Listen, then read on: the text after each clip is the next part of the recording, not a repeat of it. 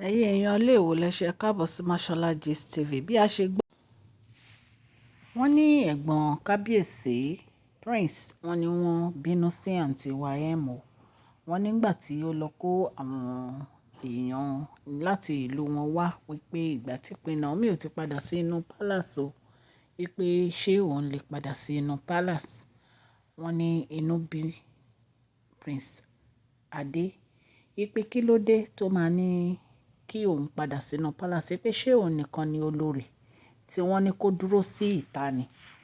Wípé kí ló dé tó jẹ́ pé ó jọra ẹ̀ lójú, kí ló dé tó jẹ́ pé ó máa ń feel pé òun nìkan ni òun lè sọ̀rọ̀ ní inú palace yẹn. Wọ́n ní Prince Adé wọ́n ní wọn take it easy pẹ̀lú ẹ̀. Wípé nǹkan tó sọ yẹn, wípé kò yẹ kó sọ. Ẹ̀yin èèyàn lé nǹkan tí a gbọ́ nìyẹn allegedly. Tó bá jẹ́ pé lóòótọ́ gist yìí òótọ́ ni o, bá ṣe gbọ́ ni a ní ká wá torchlight sí fún yín ẹ̀yin ará ilé. Wọ́n ní àǹtí wa wọ́n ní bó ṣe lọ kó àwọn èèyàn wá nílùú wọn nìyẹn, tí wọ́n ní kán wá bí kábíyèsí bóyá òun lè return sínú palace. Wọ́n ní pé ibi tí wọ́n ń gbé yẹn, ibẹ̀ nìkan dúró sí ìyẹn ilé tí kábíyèsí rà fún wọn, olórí mansion. Wípé ibẹ̀ náà máa wà. Wípé àti pé Queen Naomi ń wá sínú palace o, torí wọ́n ní pé ní ìsìn Queen Naomi máa wá láti wá ṣe àwọn ojúṣe wọn nínú palace, ṣùgbọ́n wọ́n máa gbé olórí mansion títí dìgbà tí wọ́n máa fi yanjú Yèyélúwà quarters wọn pẹ̀lú nǹkan tí wọ́n bá níbẹ̀. A ti sọ fún yín wípé nǹkan tí wọ́n lọ rì mọ́ bẹ́ẹ̀, wọ́n ní láti take care apartment yẹn dáadáa kó tó dé pé Queen Naomi padà sí inú palace bí a ṣe gbọ́ nìyẹn ẹ̀yin ará ilé. So wọ́n ní Princess Adé sọ fún yín pé ṣé ó rè pé Queen Naomi ò ní return padà sínú palace ni tó fi ní òun fẹ́ padà sí inú palace. Wípé ṣé òun nìkan ni olórí ni. Wípé kí ló dé tó jẹ́ pẹ́nu ẹ̀ gbọ́rọ̀. Wọ́n ní Prince Adé sọ bẹ́ẹ̀ fún ẹ̀yin èèyàn ilé. Ẹ jẹ́ kí n kí ẹ̀yin olólùfẹ́ mi ní ilé lóko wípé ẹ káàbọ̀ sí Mashola Gist TV. Mashola Gist TV àtúndé, Mashola Gist TV àtúndé bí a ṣe ń dé, a kí ọmọdé a kí àgbà, ẹ káàbọ̀ sí Mashola Gist TV.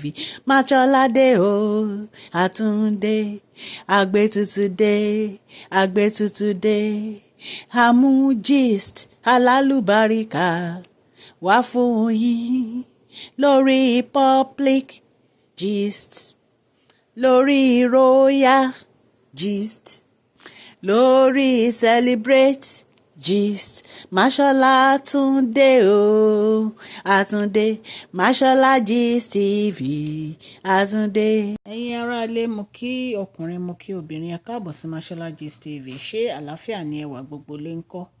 Orúkọ mi ni Mashola, Yorùbá ni mo máa ń sọ lórí channel mi. Mo máa ń sọ̀rọ̀ nípa celebrity gist, royal gist, politics àti gbogbo nǹkan tó ń ṣẹlẹ̀ ní agbègbè orílẹ̀-èdè bàbá wa ní ilẹ̀ Nàìjíríà. À ń sọ Yorùbá nítorí pé a fẹ́ gbàgbé àṣà àti èdè wa. Ẹ kàn sí wa ní masholagist.tv@gmail.com tẹ́ bá ní ìpolówó ọjà. Irúkìrú tẹ́ bá fẹ́ polówó, a máa bá yín polówó ẹ̀. Ọlọ́run Elédùmarè á ran gbogbo yín lọ́wọ́ o. Ọlọ́run á bá mi gbọ́wọ́ yín sókè o. Òkè òkè ni ọlá yín á máa lọ. Ọlá yín ò ní lọ ìsàlẹ̀ láéláé. Bí a ṣe ń sọ lọ ẹ̀yin ará ilé, wọ́n ní Prince Adé ní kí àǹtí wa kí ó jókòó síbi tí ọkọ ẹ̀ fi sí. Wípé olórí mansion yẹn ni gbogbo wọn máa wà. Wípé olórí kankan ò ní àǹfààní láti gbé inú palace right now. Wípé nítorí kábíyèsí ti sọ fún wọn nǹkan tí wọ́n fẹ́. Wípé so gbogbo àwọn èèyàn tó lọ ń kó wáyé, wípé kò ní ìdí láti máa kó àwọn elders àbáwọn aráàlú wọn wá kó wá máa bẹ bàbá Awerin ńlá, nítorí pé wọn ò fi àyè gba olórí kankan láti gbé inú palace. Wípé ibi tí bàbá Awerin ńlá ní pé kán dúró sí, ibẹ̀ ni kán dúró sí. Wípé so kó má ever rán elder kankan wá sí palace mọ́ láti wá máa béèrè bóyá òun máa padà sínú palace àbí kò ní padà sínú palace. Pé ṣe bí kábíyèsí ti fún wọn nílé, pé kán dúró síbi tán mà wà.